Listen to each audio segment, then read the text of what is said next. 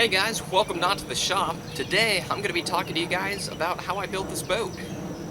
Well, it all started actually last summer. I took a course over the summer, and the advisors at school told me that the summer semester would end on Friday and fall would begin on Monday. Well, they were wrong. I actually had 2 weeks of doing nothing, and it was too short notice to change my availability at work, so I decided, hey, why not just build a boat?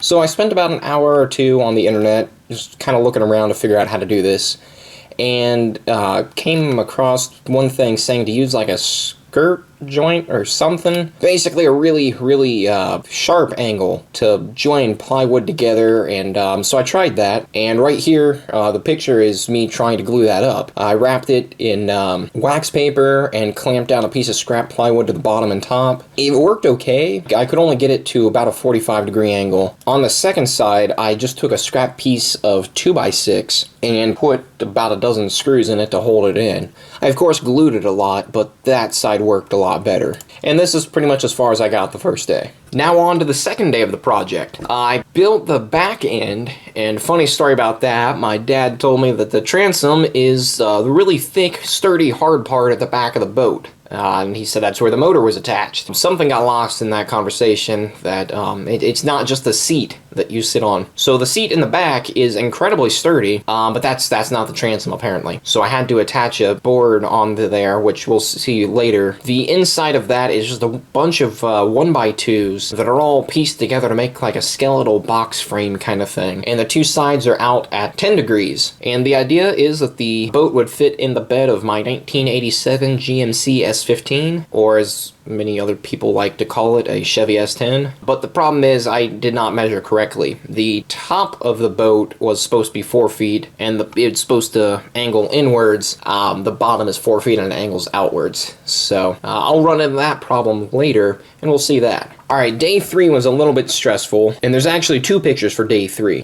Here you can start to see where I have the 2 pieces of 2x6 to hold the side joints together. I went ahead and added them on both sides. I added a middle bunk, which you can see a small little silver square, and I'll show a close-up of that in a minute, but it's very humid here in the summers. The boards are actually warped outwards. That became more of an issue on day 4. And for the second part of day 3, here is what the chest looks like in the middle. Now there's a 2x10 on the top. The plywood is 11/32 of an inch, and I had some scrap chain. It's not really structural, but aesthetically I think it looks pretty decent. Added some hinges on the back. Day 4 was difficult. I added the third bench and the front step and the ribs around the side and on the top. A lot of work for one day. I guess I'll start with the bench covering the joint. It fits very nicely around the 2x6s. That's about all I have to say about that. It's built the same way as the other 2 were, except this one doesn't open, same with the one on the very back. The front step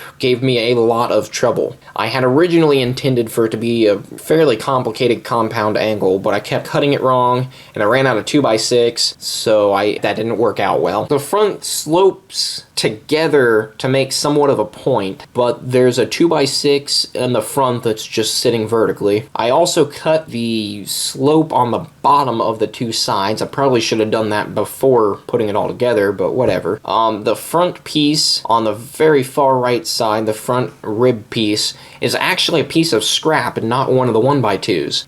Funny story about that, it just happened to be the perfect size that I needed. I did have a little bit of help, and this is the first time I had help on this project, with lifting it up onto the sawhorses and also holding the gunnels in place while I nail them in. Just because they're long, they're wet with glue, and trying to finish up quickly, because as you can see, it's pretty dark outside. Probably one of the hardest parts about day 4 is that, as you can see in day 3, the 2 sides had warped outwards fairly badly, and trying to wrench the 2 sides together while holding everything where I need it to be and trying to nail it in place, it's not a 2-hand job. Alright, now day 5 was easily the most mentally stressful day of this entire project, because this is the day that I realized I screwed up on measurements. The bottom of the boat, well, the back end is exactly 4 feet, but there's also 22/32 of an inch overhang because of the two plywood sheets on either side, so the plywood doesn't fit over completely. Also, as you can see, I'm missing a section of plywood in this picture because I couldn't figure out how to attach it to the first sheet of plywood, be able to cover the joint and hide it underneath that seat, but also have it bend after 2 inches. This took a lot of thinking and stress. What we ended up doing was taking those 3 2x6s, screwing them in place in the 3 little gaps that you can kind of see that I drew out with the crayon, attach the second sheet of plywood, put a couple bricks on it on the far left edge, and just kept spraying it with a little squirt bottle. That actually worked surprisingly well. I took some furring strip things and put them on the insides, on the bottom edges of the inside wall, and used that to attach the bottom to. I don't know if that's the sturdiest way to do it, but it's, you know, it's held up so far. I think day 6 is when we actually got the bottom attached, because I'm pretty sure I had to work on day 5, but I decided, you know, why not take an action shot of me and my fancy concrete boat. You know, these are really hard to come by and fairly expensive, and, you know, really good craftsmanship as well.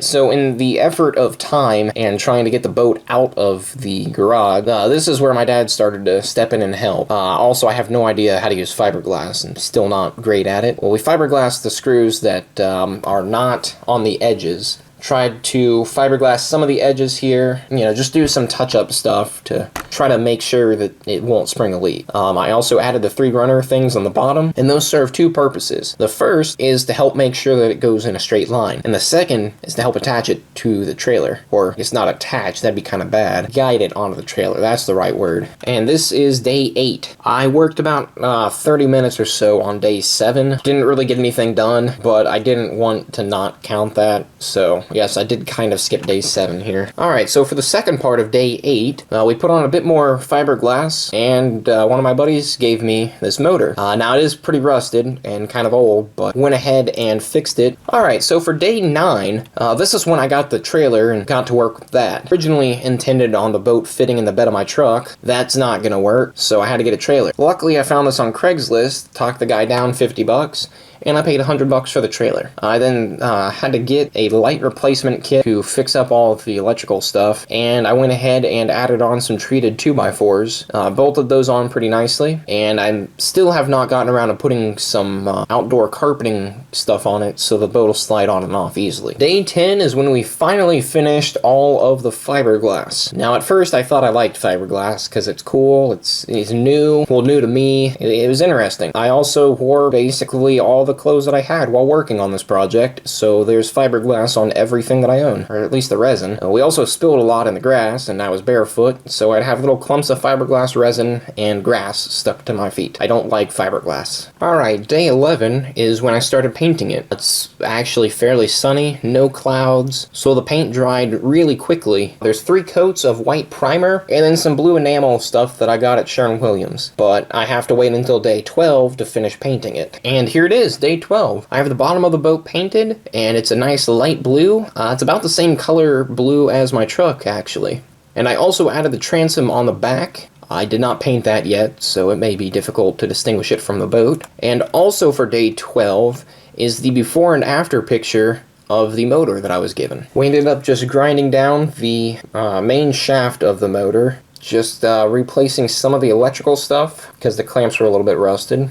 And yeah, day 13. The inside of the boat is white, like really white. There's 2 coats of primer, and it's almost done. Here's a slightly different shot of day 13. And on the right side, which would be the front of the boat, you can kind of sort of make out the little bump along the front where I used the scrap piece for the gunnel. Day 14, I've named the boat. It's all freehand drawn. I did measure it a little bit just to try to get the spacing correct. And a few more pictures for the boat. Here is one with the tarp set up over it. A comparison picture between the motor that my cousin gave me and the one that my friend gave me. The one my cousin gave me for Christmas is a bit bigger. I've also added a bit of an outline to the name Eagle's Breeze just to make it a little bit easier to read from a distance, or well, really even up close. And I also had another friend weld on a support beam on the front so that I can use 2 little hooks to strap it all together. That way I don't wrench the boat apart when I put it on the trailer. Well guys, I hope you liked my boat. I had no idea what I was doing while building it, and in fact